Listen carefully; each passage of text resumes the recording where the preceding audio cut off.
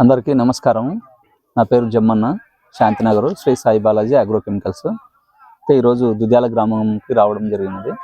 ఎందుకంటే ఇది ఈషా 354 అనే వెరైటీ, రెడ్ చిల్లీ అనే వెరైటీ నాకు ఇవ్వడం జరిగింది.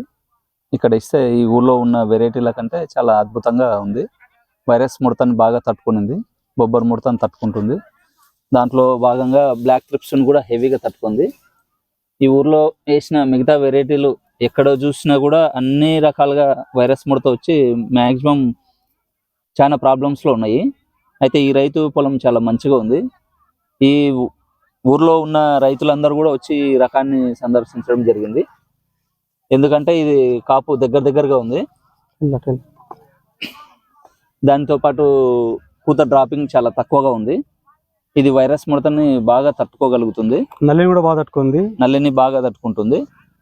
అయితే మనం కాపు లేబరు షార్టేజ్ ఉండి తెంచకపోయినా కూడా మళ్ళీ సెకండ్ స్టెప్ కామన్గా వచ్చేసేస్తూ ఉంది. మనం తీసినా తీయకపోయినదా ఫస్ట్ కాపు నుండి సెకండ్ కాపు వరకు అట్లే వచ్చేసేస్తూ ఉంది.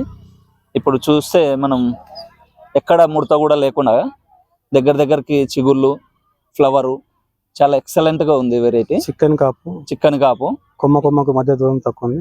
కొమ్మకి మధ్యాహ్న దూరం చాలా తక్కువగా ఉంది.